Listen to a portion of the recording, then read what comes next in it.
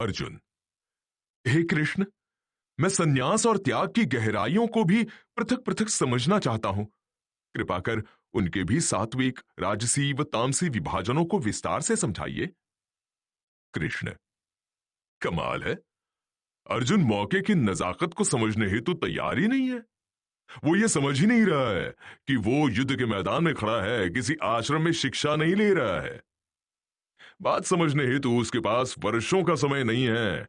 घड़ी दो घड़ी में उसे निर्णय करना है। और फिर इतना कुछ समझाने के बाद भी उसकी सुई अब भी त्याग और संन्यास पर ही अटकी पड़ी है। यानी उसके युद्ध न करने के प्रण में कोई विशेष कमजोरी नहीं आई है। कर्म व कर्तव्य क्या होता है यह बार बार समझाने के बावजूद उसकी रुचि अब भी त्याग और संन्यास के नाम पर युद्ध के मैदान से भागने में ही बनी हुई है। परंतु मेरे पास भी अंतिम क्षण तक प्रयास करने के अलावा उपाय ही क्या है। सो मैंने सीधे कहा कि हे अर्जुन, संन्यास हो या त्याग, दोनों के मूल में तो कर्म ही है।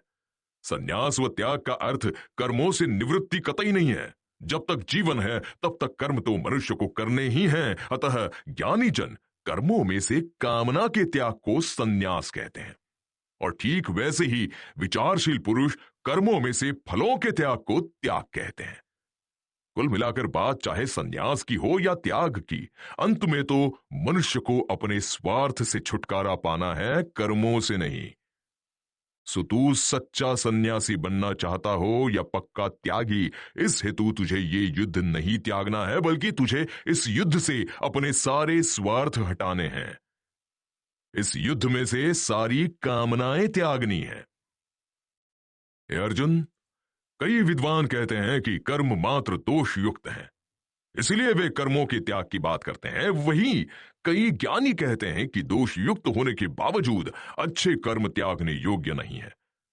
परंतु मेरी दृष्टि में बात चाहे त्याग की हो या संन्यास की, मैं इनमें से किसी के भी विचारों से सहमति नहीं रखता हूं, क्योंकि मैं सीधा व साफ सत्य कहता हूं।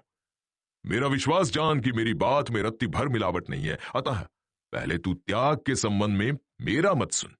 ये पूरी प्रकृति त्रिगुणी माया से ओतप्रोत है, तथा त्याग भी त्रिगुणी माया से घिरा ही हुआ है। सो त्याग अच्छा ही है ऐसा नहीं है। त्याग भी सात्विक, राजसी व तामसी होता ही है। और त्याग के इस भेद को तू विस्तार से सुन। परंतु ये बात ध्यान रख कि त्याग में भी कर्म तो किसी कीमत पर त्यागने या टालने योग्य नहीं ही है। चांद, तारे, हवा, पानी, पृथ्वी वगैरह में से कोई भी क्षण भर को कर्म से विचलित नहीं हो रहा है, क्योंकि कर्म ही अस्तित्व में बने रहने की शर्त है। कर्म त्यागते ही वस्तु हो या व्यक्ति, सबका अस्तित्व मिट जाता है। अतः तमाम प्रकार की आसक्तियों को त्याग कर लगातार कर्तव्य कर्म करते रहना, यह सर्वश्रेष्ठ मनुष्य का लक्षण है। और ऐसे कर्तव्य कर्मों में से आसक्ति तथा फलों का त्याग ही एकमात्र सात्विक त्याग है। परंतु कोई ये मानकर कर्म त्यागे कि इससे मुझे कष्ट होगा, तो ये कर्म को त्यागने का उचित कारण नहीं है। क्योंकि कर्म मनुष्य को अपने नफे नुकसान हेतु नहीं, बल्कि सर्व के नफे नुकसान हेतु करने होते हैं। अतः तू भी युद्ध में अपने नफे नुकसान पर ध्यान मत दे। यह अपने नफे नुकसान की चिंता त्यागना ही एकमात्र सच्चा सात्विक त्याग है। जबकि अपने नुकसान से डरकर कर्मों का त्याग करना राजसी त्याग कहा जाता है। ऐसे राजसी त्यागों से कभी सच्चे त्याग को उपलब्ध नहीं हुआ जा सकता है। लेकिन यदि कोई मोह में फंसकर नियत कर्मों के ही त्याग पर उतर आए, तो कर्मों का ऐसा त्याग तामसी कहा जाता है। और ध्यान रख अर्जुन कि इस क्षण यह युद्ध कुदरत की ओर से तेरे लिए नियत हुआ कर्म है। खैर, 100 बातों की एक बात यह है कि यह कुदरत की विशाल लीला अपने आप चल रही है। इसमें मनुष्य को न तो कर्मों का चुनाव करना है और ना ही कर्मों को त्यागना है। सो जो मनुष्य किसी एक कर्म को अशुभ मानकर उससे द्वेष नहीं करता तथा दूसरे को शुभ मानकर उसे करने हेतु आकर्षित नहीं होता, एक वही लगातार करने योग्य कर्म करता चला जा सकता है।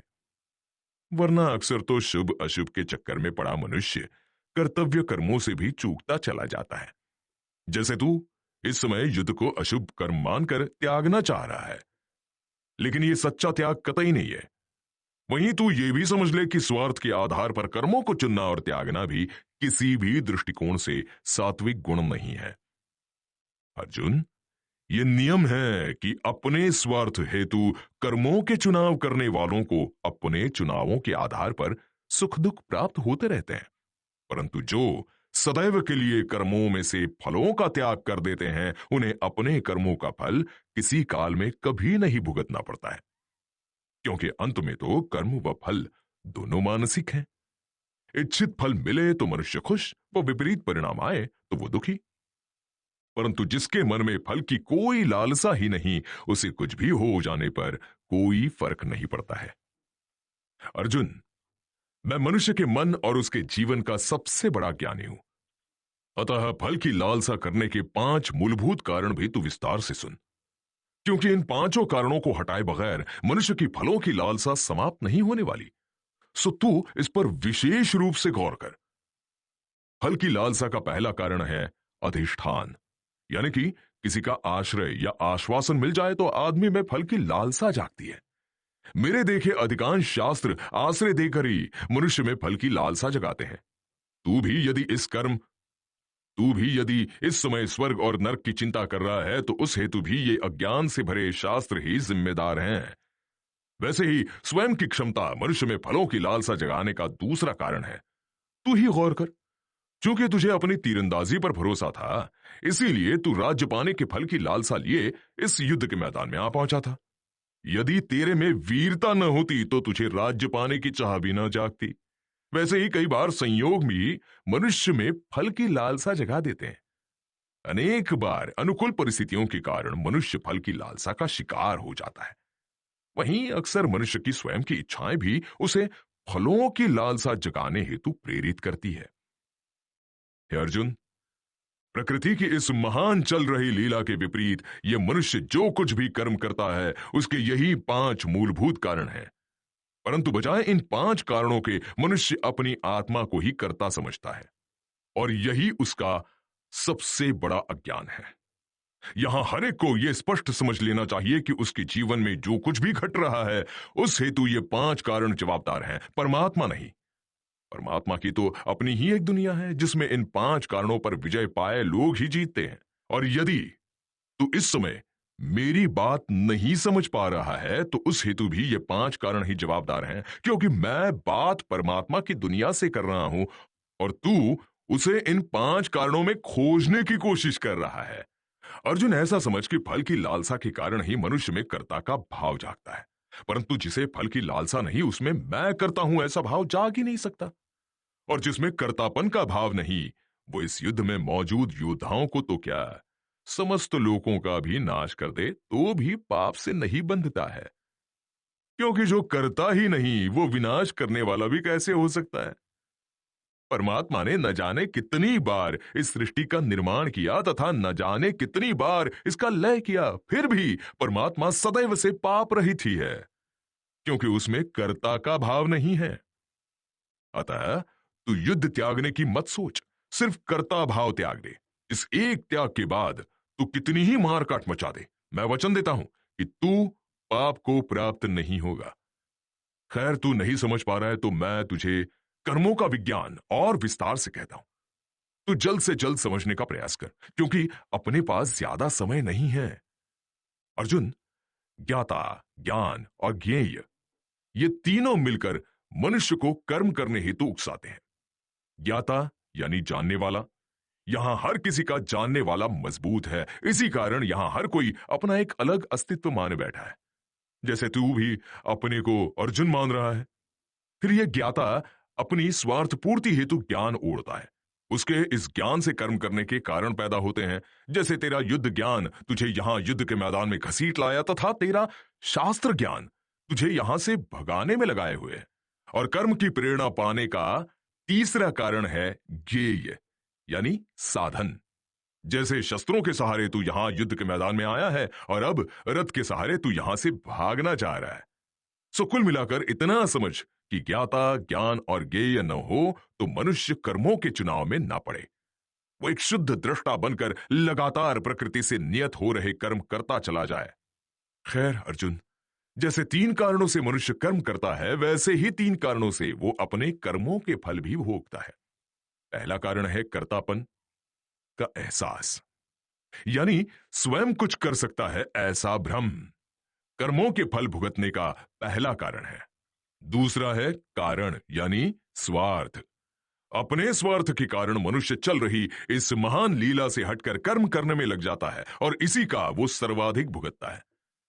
और तीसरी है क्रिया, यानी कर्म करने की विधि। अर्जुन, जो इन तीनों से छुटकारा पा ले वो कर्म का फल कभी नहीं भोगता है। खैर अर्जुन, तुमने जिज्ञासा की ही है तो तू ज्ञान, कर्म तथा कर्ता के गुणों के भेद भी मुझसे समझ ले। पहले मैं ज्ञान की चर्चा कर लेता हूं। सो अर्जुन, जिस ज्ञान से मनुष्य भिन्न भिन्न पदार्थों तथा समस्त जीवों को एक परमात्मा स्वरूप जानता है, ऐसे ज्ञान को तू सात्विक ज्ञान समझ। किसी भी कारण से किसी भी प्रकार के भेद को उत्पन्न करने वाले ज्ञान को तू सात्विक ज्ञान मत समझ। वैसे ही जिस ज्ञान से मनुष्य सबके भिन्न भिन्न भावों को अलग जानता है, उस ज्ञान को तू राजस ज्ञान समझ। परंतु जो ज्ञान सिर्फ स्वार्थ सिखाता है, वो ज्ञान सिवाय तामसी ज्ञान के और कुछ नहीं है। हे अर्जुन, अब ऐसे ही तू कर्मों के भेद को भी विस्तार से समझ। मनुष्य अपने जीवन में जितने भी कर्म बिना फल की लालसा के करता है, उसके उतने ही कर्मों को तू सात्विक कर्म समझ। फल की लालसा में ओढ़े गए संन्यास को या फिर किए गए त्याग को कतई सात्विक कर्म नहीं समझना चाहिए। अरे, फल की लालसा में तो किया गया परमात्मा का पूजन भी सात्विक कर्म नहीं होता है, लेकिन बिना फल की लालसा के तो किया गया युद्ध भी सात्विक कर्म हो जाता है। वैसे ही जो कर्म मनुष्य भोगों की लालसा हेतु करता है तथा उस हेतु जो कुछ भी परिश्रम करता है, उसके उन तमाम परिश्रमों को तू राजसी कर्म समझ। परंतु जब कोई मनुष्य बिना परिणाम की चिंता किए उग्रतावश कोई कर्म करता है, तो उसके ऐसे कर्म को तू तामसी कर्म समझ। यही नहीं, अपने सामर्थ्य को पहचाने बगैर किए गए कर्मों को भी तू तामसी कर्म ही समझ। और संसार में ऐसी तामसी प्रवृत्ति वाले मनुष्य ही अपने हाथों अपने विनाश में लगे हुए हैं। युद्ध के मैदान में मौजूद कौरव इसका सर्वश्रेष्ठ उदाहरण है। अर्जुन, वैसे ही अब तू मुझसे कर्ता के भेद भी समझ ले। जो कर्ता संगरहित है, यानी अपने में ही मस्त है, वो सात्विक कर्ता माना जाता है। वैसे ही जिस कर्ता का रस सिर्फ कार्य में होता है तथा जो कार्य करने में आने वाली अड़चनों से विचलित नहीं होता है, वो कर्ता भी सात्विक कर्ता ही होता है। परंतु जो कर्ता आसक्ति व लोभ से भरा है, जो अपने लोभ व आसक्ति के कारण सुख दुख भोगता रहता है, ऐसे बात बात पर सुख दुख भोगने वाले कर्ता को तू राजसी कर्ता समझ। लेकिन जो घमंडी तथा धूर्त है, जो कर्म दूसरों को नुकसान पहुंचाने हेतु करता है, ऐसे कर्ता को तू तामसी कर्ता समझ। खैर, जब मैं तुझे मनुष्य के मन के गहरे सत्य समझा ही रहा हूं, तो तू मुझसे बुद्धि व धृति के भी भेद विस्तार पूर्वक समझ ले। जगत की त्रिगुणी माया में मनुष्य की बुद्धि के भी 3 प्रकार होते हैं। जो बुद्धि जगत की तमाम प्रवृत्तियों तथा निवृत्तियों को, समस्त कर्तव्यों तथा अकर्तव्यों को तथा सभी प्रकार के बंधन व मोक्ष को भी कुदरत की इस महान लीला से आते व जाते देखती है, वो बुद्धि सात्विक है। जो मनुष्य के भीतर बाहर घट रही तमाम घटनाओं में अपने या अन्यों को नहीं बल्कि एक परमात्मा को कर्ता देखता है, वही सत्य देखता है। वहीं जो बुद्धि अपने ज्ञान के बल पर धर्म व अधर्म तथा कर्तव्य और अकर्तव्य के चुनाव में लगी है, उस बुद्धि को तू राजसी समझ। और तू भी इस समय ऐसे ही चुनाव में लगा है। परंतु जो बुद्धि अधर्म को भी ये धर्म है ऐसा मान लेती है, वो तामसी बुद्धि है। और अधिकांश जगत इस तामसी बुद्धि का ही शिकार है। यहां हर कोई फल की लालसा में की जाने वाली धार्मिक विधियों को धर्म मानने की भूल कर रहा है। हे अर्जुन, वैसे ही मनुष्य की 3 प्रकार की धृति यानी धारण शक्ति भी होती है। जो मनुष्य ध्यान पूर्वक अपने मन, प्राण और इंद्रियों को धारण करता है, वो सात्विक धारण शक्ति वाला समझा जाता है। अर्थात जो मनुष्य अपने अस्तित्व को जानता है तथा उसका साथ देता है, वो सच्चे मार्ग पर चलने वाला समझा जाना चाहिए। क्योंकि सबको यह समझना चाहिए कि अपने विरुद्ध जाकर यहां कोई कभी नहीं फल फूल सकता है। वैसे ही जो अपनी कामनाओं और आसक्ति के बल पर धर्म, विचार तथा बाहरी संपत्ति को धारण करता है, वो राजसी धारण शक्ति वाला समझा जाना चाहिए। परंतु जो कोई मन में भय, चिंता व दुख वगैरह को धारण करता है और चाहने पर भी जिनका इनसे छुटकारा नहीं होता, उन्हें तू तामसी धारण शक्ति वाला मान। अर्जुन, अब तू मुझसे मनुष्यों के सुखों के प्रकार भी समझ। जो कोई अपने स्वयं के साथ प्रसन्न रहता है, उसे सात्विक सुख का सच्चा खोजी कहा जाता है। जो कोई मनुष्य सदैव ऐसे कर्मों में लगा रहता है जिससे अंत में भी वो सुख को ही उपलब्ध हो, ऐसा मनुष्य भी सात्विक सुख की चाह रखने वाला ही समझा जाना चाहिए। अतः सुख की खोज से मुझे ऐतराज नहीं। तू भी इस युद्ध में सुख खोज रहा है तो चलेगा, परंतु तू बराबर ध्यान लगा के समझ कि स्थायी सुख तुझे युद्ध करने पर मिलेगा या युद्ध से भागने पर। क्योंकि जिसका सुख इंद्रियों तथा विषयों के संयोग पर निर्भर होता है, वो सुख राजसी कहा जाता है। तुझे भी जब जीत का यकीन था, तब तू राज्य का सुख पाने को लालायित था। पर आज जब तेरा युद्ध जीतने पर से यकीन हट गया, तो तू स्वयं को राज्य के सुख से वंचित करना चाहता है। बाहरी विषयों के संयोग के आधार पर जिनके सुख दुख बदलते रहते हैं, ऐसे लोग राजसी सुख के खोजी कहे जाते हैं। वहीं जो वर्तमान कष्ट कम करने हेतु भविष्य के महादुख को गले लगाते हैं, उन्हें तू तामसी समझ। और तू भी इस समय राजसी से तामसी सुख की ओर प्रवृत्त हो रहा है। लेकिन मेरी बात याद रख कि तू युद्ध के मैदान से भागेगा तो वर्तमान कष्ट से भी 1000 गुना कष्ट आने वाले समय में भोगेगा। हे अर्जुन, पृथ्वी, आकाश या देवता लोग, जिस किसी की भी बाबत तू सोचता है, उनमें ऐसा कोई नहीं है जो प्रकृति की इस त्रिगुणी माया से अछूता हो। और इसी के आधार पर इस मनुष्य लोक में भी मनुष्य के कर्मों को उसके स्वभाव के अनुसार विभाजित किया गया है। और कोई मनुष्य अकारण अपने उन स्वभावगत कर्मों से इनकार नहीं कर सकता है। कहने का तात्पर्य यह कि चूंकि तू स्वभाव से क्षत्रिय है, अतः हारने के डर से तू युद्ध से इनकार नहीं कर सकता है, क्योंकि वीरता, तेज, स्वाभिमान तथा युद्ध से अकारण न भागना, ये सब क्षत्रिय के स्वाभाविक गुण होते हैं। वैसे ही ब्राह्मण, वैश्य तथा शूद्र के भी अपने अपने स्वाभाविक गुण होते हैं। इस कारण यहां कोई भी अपने स्वाभाविक कर्मों से भाग नहीं सकता। तथा अर्जुन, एक राज की बात और समझ ले कि परमात्मा पाने हेतु यहां किसी क्षत्रिय या शूद्र को ब्राह्मण होने की आवश्यकता नहीं है। ऐसा भ्रम स्वार्थी अज्ञानी फैलाते हैं। क्षत्रिय हो या शूद्र, वैश्य हो या ब्राह्मण, यहां सभी फलों को त्याग कर तत्परतापूर्वक अपने कर्म करते हुए परम सिद्धि को प्राप्त हो ही सकते हैं। अर्जुन, यहां सभी कर्मों में कोई ना कोई दोष होता ही है। सूर्य जीवन देता है तो तपाता भी है, परंतु वो तपाने की ग्लानि में जीवन देने का महान कर्म नहीं त्याग रहा है। वैसे ही तू युद्ध करेगा तो मारकाट तो होगी ही, परंतु उसके डर से तू पापियों के अंत करने का मौका नहीं जाने दे सकता है। अतः युद्ध से भागने की बजाय तू युद्ध से भागने की प्रेरणा देने वाले अपने मन के विकारों पर गौर कर। इन सारे विकारों की जड़ में छिपी फलों की लालसा को पहचान। तो ये समझ कि फल की लालसा त्यागते ही तेरे युद्ध करने व न करने के तमाम ज्याति कारण तिरोहित हो जाएंगे। फिर तू निस्संदेह पापियों के नाश करने के एक उद्देश्य से युद्ध करने हेतु खड़ा हो जाएगा। और इस प्रकार युद्ध करने से तू परमात्मा को उपलब्ध हो जाएगा। और मैं तुझसे कई बार कह चुका हूं कि समभाव में स्थित होना ही फल की लालसा त्यागने का एकमात्र उपाय है। अतः तू युद्ध अपने लिए नहीं, परमात्मा के लिए कर। वो पापियों का नाश चाहता है, तू पापियों के नाश करने का निमित्त हो जा। तू तेरा कर्म तथा उसके परिणाम की चिंता दोनों मुझे अर्पित कर दे। तू पूरी तरह से हट जा। फिर यह युद्ध तू नहीं करेगा, मैं करूंगा। और जब तेरे बदले युद्ध मैं करूंगा तो निश्चित ही पल भर में तुझे समस्त संकटों से उबार भी लूंगा। परंतु स्वार्थ, अहंकार व गलत ज्ञान के कारण अगर तू मेरी बात नहीं मानेगा तो यह स्पष्ट समझ ले कि तू नष्ट हो जाएगा।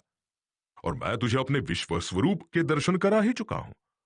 अतः मेरी बात पर अविश्वास करने हेतु तेरे पास सिवाय तेरे अपने अहंकार के अन्य कोई कारण मौजूद नहीं है। और हर अहंकार का विनाश करना ही मेरा एकमात्र कर्तव्य है। और ये स्पष्ट समझ ले कि अपने कर्तव्य कर्मों का पालन करते वक्त मैं मित्रता या रिश्तेदारी नहीं देखूंगा। क्या करूं? मेरी परिस्थिति भी समझे। अपने कर्मों से कौरवों का विनाश तय हो चुका है, परंतु ये विनाश प्रकृति तो करने से रही। उस हेतु निमित्त तो मनुष्यों को ही बनना पड़ेगा। ऐसे में अर्जुन निमित्त बना रहे, वो युद्ध के मैदान से न भागे, ये देखना मेरे कर्तव्य में आता है और मैं ये कर्म जीवन पर्यंत निभाने को तैयार हूं। परंतु समय उसकी इजाजत नहीं दे रहा है। अब तो चारों ओर का नजारा चिल्ला चिल्ला कर कह रहा है कि किसी भी क्षण युद्ध प्रारंभ होने का बिगुल बज जाएगा। अब अर्जुन को समझाने में तो मैंने अपनी ओर से कोई कसर नहीं रखी थी, और जो अब तक नहीं समझा उसके आगे भी समझने की संभावना नहीं बनती थी। ऐसे में मेरे पास उसे और समझाने की बजाय उसके युद्ध से भागने के कारण पर तगड़ा प्रहार करना ज्यादा उचित था, और वो अपने ज्यादा स्वार्थ के कारण युद्ध से भागना चाह रहा था, इसमें मुझे कोई संदेह नहीं था। सो मैंने सीधे मजबूताई से उसके स्वार्थ पर ही हमला कर दिया। मैंने उससे स्पष्ट कहा कि तू मेरी बात मानेगा तो तुझे सब मनचाहा मिल जाएगा, परंतु तू युद्ध से भागेगा तो तहस नहस हो जाएगा। ऐसे में मैं रिश्तेदारी या मित्रता नहीं देखूंगा। मैं तेरा सारथी युद्ध के मैदान में हूं। युद्ध के मैदान में मैं तेरे लिए सब कुछ करूंगा, परंतु तू सोचता है कि मैं तुझे युद्ध के मैदान से ले चलूं, तो वो कभी नहीं होने वाला। युद्ध के मैदान से बाहर तुझे अपनी जवाबदारी पर जाना होगा, और वो भी अपने पांवों से चलकर। ऐसे में तुझ पर कोई हमला कर दे तो मेरी कोई जवाबदारी नहीं होगी। अतः तू मुझ परमात्मा की कृपा चाहता है तो तुझे युद्ध के मैदान में ही डटकर खड़ा होना होगा। यहां सबको यह समझ लेना चाहिए कि मुसीबतों का सामना करने वालों के साथ तो परमात्मा खड़ा रहता है, परंतु मुसीबतों के डर से भागने वालों का साथ परमात्मा छोड़ देता है। खैर, डरा तो उसे अच्छे से दिया ही था। यूं भी कई बार डरे हुए व्यक्ति को और डराकर भी काम पर लगाया जाता है। और बस आगे मैंने उसे उसी तर्ज पर मौके की नजाकत का सत्य समझाते हुए कहा कि हे अर्जुन, यदि तू अपनी जिद व अपने अहंकार का आश्रय लेकर ये सोच रहा है कि मैं युद्ध नहीं ही करूंगा, तो तेरा ये सोचना मूर्खतापूर्ण है। तेरे अपने चंद स्वभाव ही तुझे युद्ध में घसीट लेंगे। यदि तू जाते हुए पर कर्ण ने तीर बरसाना शुरू कर दिया तो तू खामोश नहीं रह पाएगा। ऐसे में निश्चित ही तू उसके तीरों का शिकार होने की बजाय धनुष उठाना पसंद करेगा। और मान ले कि तू एक बार को युद्ध के मैदान से सलामत निकल भी गया तो भी द्रौपदी से तेरा मोह उसके एक इशारे पर तुझे फिर युद्ध के मैदान में ला खड़ा करेगा।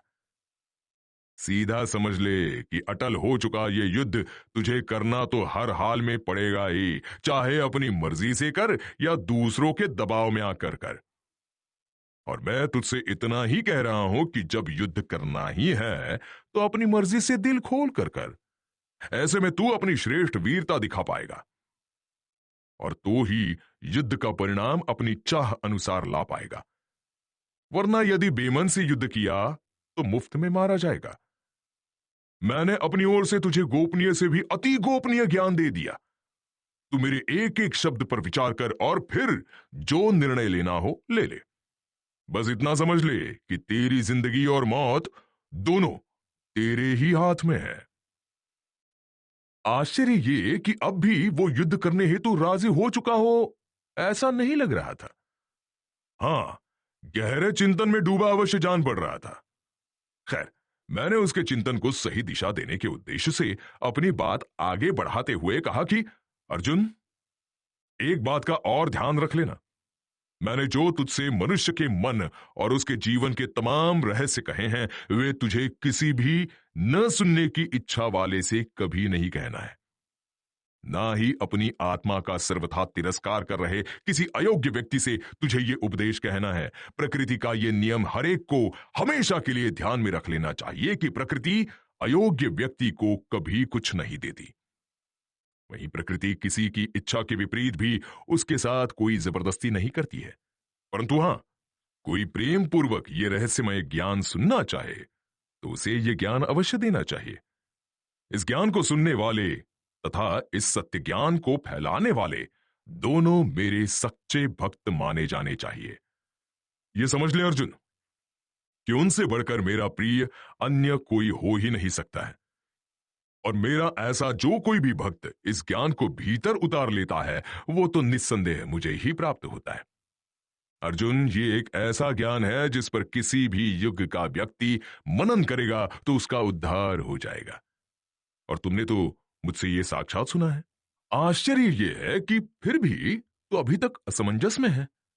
समस्या क्या है? क्या तुमने इस महाज्ञान को ध्यान से नहीं सुना? और यदि ध्यान से सुना है तो तेरा अज्ञान जनित मोह नष्ट क्यों नहीं हो रहा है? अर्जुन, हे कृष्ण, आपकी परम कृपा से मेरा मोह नष्ट हो गया है। अब मुझे कोई भ्रम नहीं। मैं समझ चुका हूं कि युद्ध लड़ने के अलावा अन्य कोई विकल्प है ही नहीं मेरे पास। अतः अब तहे दिल से आपकी आज्ञा का पालन करूंगा। संजय, हे महाराजा धृतराष्ट्र, मैंने श्री कृष्ण व अर्जुन के संवाद को ध्यान से सुना है। इस महान ज्ञान को सुनकर मैं धन्य हो चुका हूं। और सच कहूं तो जहां श्री कृष्ण हैं, वहीं पर विजय है, ऐसा मेरा स्पष्ट मत है। गीता। चलो, अर्जुन युद्ध करने हेतु राजी तो हो गया, और अच्छा ये था कि वो समय रहते राजी हो गया था। बस कृष्ण ने तुरंत रथ दोनों सेनाओं के बीच से हटाकर वापस पांडवों के खेमे में खड़ा कर दिया। बस एक बात मैं कहना चाहूंगी, अर्जुन युद्ध करने हेतु राजी तो हुआ था, परंतु वो फलों की कामना अब भी नहीं त्याग पाया था। यह युद्ध लड़ना उसने बुद्धिपूर्वक चुना था, आत्मा से नहीं। और यही कारण था कि युद्ध से पूर्व जो अर्जुन युद्ध करने से भिक्षा मांगना ज्यादा श्रेष्ठ समझ रहा था, उसने युद्ध जीतने के बाद कभी संन्यास की बात नहीं कही। चलो, यह कोई खास बात नहीं। कर्म किया है और फल में राज्य मिला है तो उसे भोगना ही चाहिए।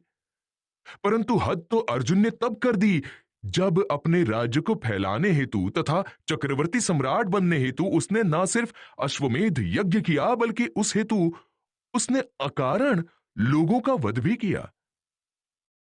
और यह सब उसी अर्जुन ने किया जो इस युद्ध में हिंसा को पाप कह रहा था।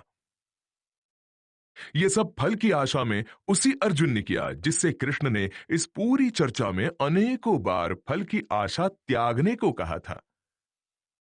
इन सब बातों में से मैं ये कहना चाह रही हूं कि अर्जुन तो मौका चूक गया, पर आप मत चूकना। मुझसे बेहतर ज्ञान उपलब्ध नहीं हो सकता। इसका भरपूर फायदा उठाना तथा अपनी फल की आशाओं को कमजोर करते चले जाना। यह समझ ही लेना कि फल की आशा मनुष्य का एकमात्र शत्रु है। मैं जानती हूं कि जब तक अंतरात्मा से निकटता नहीं बढ़ेगी, फल की आशा त्यागना आसान नहीं होगा। तब तक कभी संसार की तो कभी संन्यास की, कभी धन की तो कभी परमात्मा की आशा करते ही रहोगे। ये भी कहोगे कि फल की आशा ही त्याग देंगे तो कर्म कैसे करेंगे।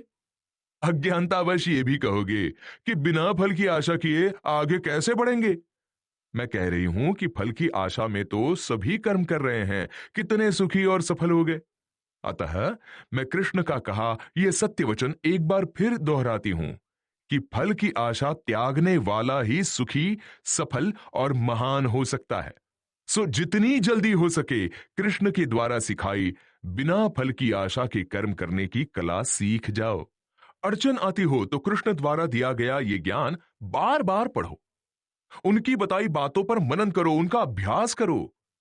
मैं ये सब एक बार फिर इसलिए दोहरा रही हूं क्योंकि मैं संपूर्ण मनुष्य जाति को सुख और सफलता के शिखर पर बैठा देखना चाहती हूं। यूं भी मैं मनुष्य को सुख और सफलता दिखाने वाले सूत्रों से गुंथा हुआ एक महाग्रंथ ही हूं। और इतनी बात चली है तो यह भी कह दूं कि मैं कृष्ण के जीवन का सार हूं। मैं कोई कोरे सूत्र नहीं, बल्कि कृष्ण के अनुभवों का निचोड़ हूं।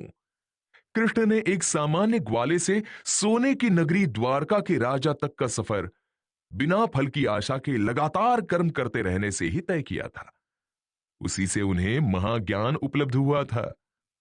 और आप तो जानते ही हैं कि कृष्ण सन्यास के नहीं, कर्मों के पक्षधर हैं। कृष्ण जंगलों में भटकने को नहीं, दिल खोलकर जीने को प्रधानता देते हैं। इसलिए हर आने वाले नए युग के साथ उनकी कही बातों का महत्व बढ़ता चला जाएगा। निवेदन सिर्फ इतना करना चाहती हूं कि आप उसका भरपूर फायदा उठाएं। बस इसी उम्मीद के साथ आपकी गीता अब आपसे इजाजत लेती है। नोट: कृपया गीता का ये सार पढ़ते वक्त वो पढ़ने के बाद भी बार बार भगवत गीता के श्लोक भी अवश्य पढ़ें व सुने।